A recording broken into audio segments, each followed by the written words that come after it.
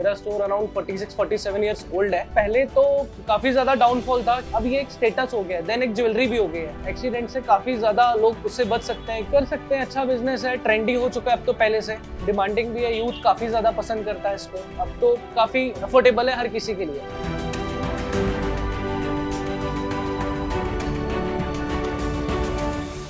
दोस्तों, mobile phone है वो आजकल हर आपकी जरूरत पूरी करता है। चाहे आपको कैलकुलेशन करनी है तो कैलकुलेटर का काम करता है, अगर आपको वक्त देखना है तो आपके लिए घड़ी का काम करता है।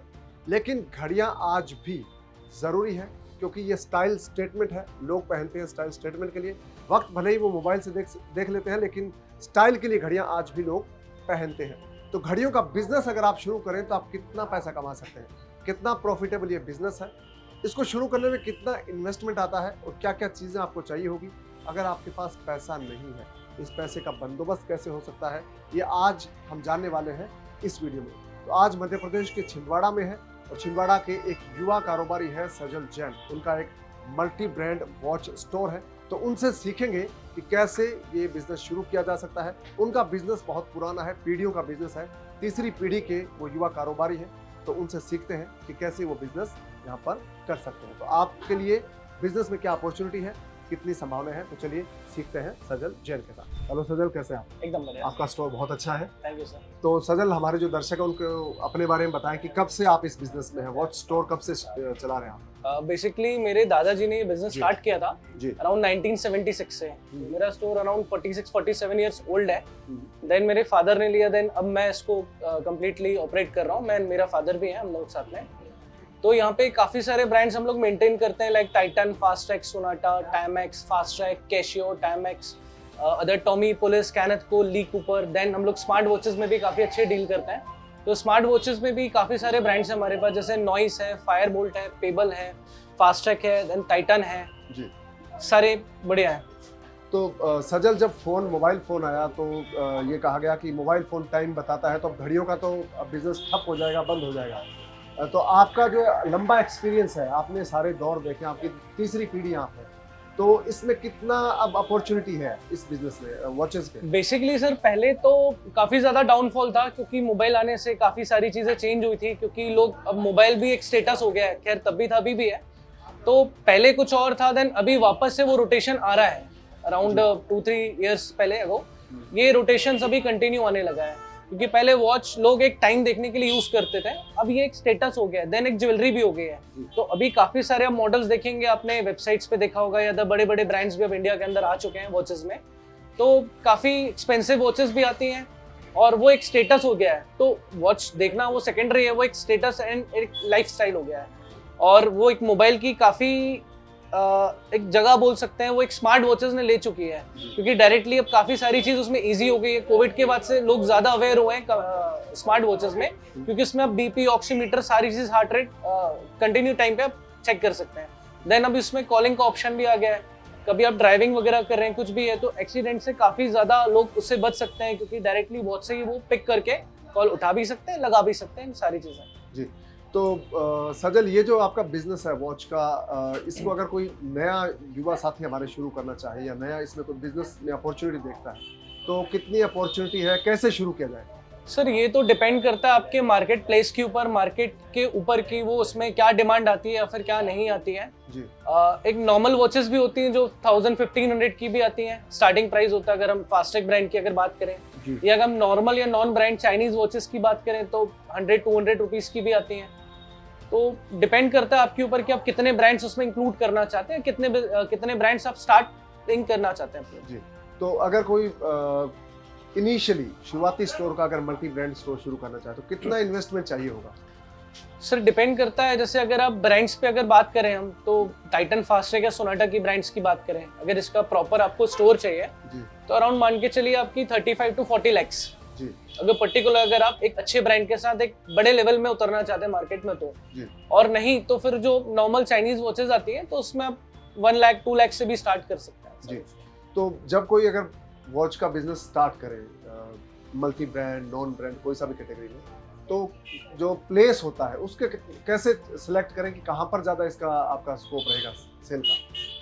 पहले तो सर मार्केट के ऊपर भी होता है कि डिमांड क्या है मार्केट में, या फिर वो किस बजट तक जाता है। जैसे छिंदवाड़ा की अगर हम बात करें तो यहाँ पे एक किसान भी एक कस्टमर है, वो भी एक अच्छी वॉच पहनना पसंद करता है जी और एक सूट टाई वाला भी कस्टमर है, लाइक प्रीमियम कस्टमर, जी तो वो भी 1 लाख 2 लाख की वॉचेस यहाँ पे परचेज होती है और लोग लेते हैं और चलता है।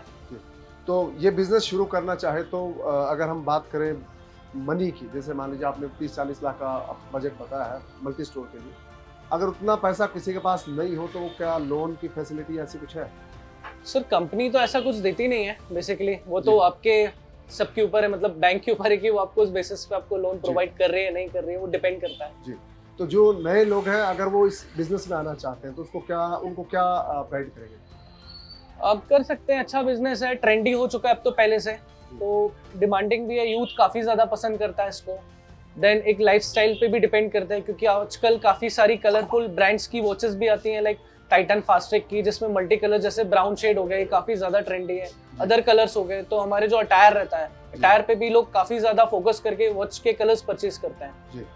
तो ये जो आपने जिस तरह ट्रेंडी बिजनेस बताया है, तो वॉच का एक बड़ा कलेक्शन भी है, अभी इसका डिजाइन भी बदला है। तो आप बचपन से अपना बिजनेस देख रहे हैं, तो क्या बदलाव दिखा है पिछले 30 साल 40 साल में?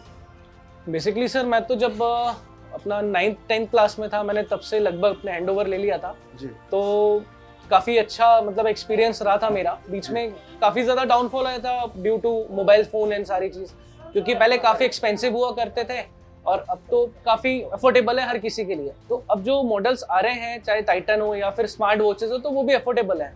तो पहले कुछ और बिजनेस हुआ करता था, अब कुछ और होने लगा है, तो काफ़ी अच्छी ग्रोथ आई है कंपनी में भी, मार्केट में भी, सारी चीज़ें। तो आपका जैसे छिंदवाड़ा है, वो एक मध्य प्रदेश के जो टीएस उसमें आता है सिटी में, तो यहाँ पर अगर कोई बिजनेस ये शुरू करता तो जैसे आपके हिसाब से जैसे 30-35 लाख रुपए अगर कोई इस पे स्पेंड करे तो पर मंथ कितने रुपए कमा सकते हैं? इसमें प्रॉफिट का क्या रेशियो रहता है? सर डिपेंड करता है, एक्चुअली कंपनियों की सेल जो है वो कंटिन्यू आती जाती है जी। तो उसमें होता ही है कि कंपनी कभी सपोर्ट होता है, कभी नहीं भी होता है, जी। तो वो डिपेंड करता है। मतलब प्रॉफिट का ऐसा कुछ श्योरिटी नहीं बोल सकते हम कि यार कितना आप कर सकते हैं, वो आपके ऊपर है, क्योंकि आजकल सबसे बड़ा कंपटीशन हो गया ऑनलाइन का। जी। वो प्राइस बीट करना कभी कभी पॉसिबल नहीं हो पाता है, क्योंकि उस प्राइस में हमें लैंडिंग ही नहीं आई तो हम कस्टमर को दे नहीं सकते। नहीं, इसमें परसेंटेज के हिसाब से जैसे अगर सर brand और 7 non-brand to में क्या रहता है? 10%, 12%, 15% तक आप मार्जिन निकाल सकते हैं, डिपेंड करता है आपकी सेल के ऊपर और जो डिस्काउंट्स वगैरह मार्केट्स में या ऑनलाइन आते रहते हैं उसके ऊपर। जी। तो ज्यादा प्रॉफिट किस में है, मतलब आपका ब्रांडेड में और non branded? Sir non brand में ज्यादा है नॉर्मली, क्योंकि उसका कोई प्राइस नहीं होता है, वो तो आपके स्टोर का प्राइस है।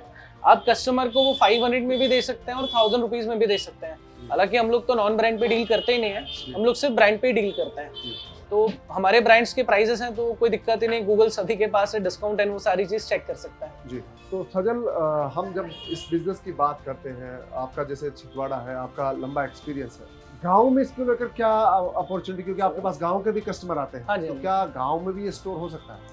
सर गांव में तो पॉसिबिलिटी नहीं है, क्योंकि वहाँ पे जितना इन्वेस्टमेंट अगर कोई करेगा तो उसका आउटपुट नहीं निकलना। जी। क्योंकि होता है कि गांव का कस्टमर शहर आता है, शहर का मेट्रो में जाता है, जी। होता है ऐसा।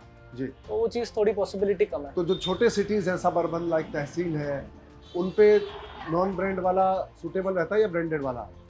सर वहाँ पे तो बजट उतना अलाउ नहीं करता है, जहाँ तक मेरा सोचना है। मतलब नॉन जो छोटे गांव या फिर वो रहता है, जी। तो उसमें नॉर्मल ब्रांड्स आप चला सकते हैं जो नॉर्मल प्राइसिंग के होते हैं, जी। वो ठीक रहेगा। तो सजल, आपने बहुत अच्छी जानकारी दी हमें दर्शकों को, थैंक यू। तो दोस्तों, अगर आप ये बिजनेस करना चाहते हैं वॉचेस का, तो इसमें 2 कैटेगरीज है। ब्रांडेड मल्टी ब्रांड का जो है उसको स्टोर शुरू कर सकते हैं, और दूसरा है कि आप नॉन ब्रांडेड स्टोर शुरू कर सकते हैं। अगर आप छोटे गांव में है या छोटे कस्बे में है तो आपके लिए नॉन ब्रांडेड स्टोर है वो ज़्यादा सूटेबल है।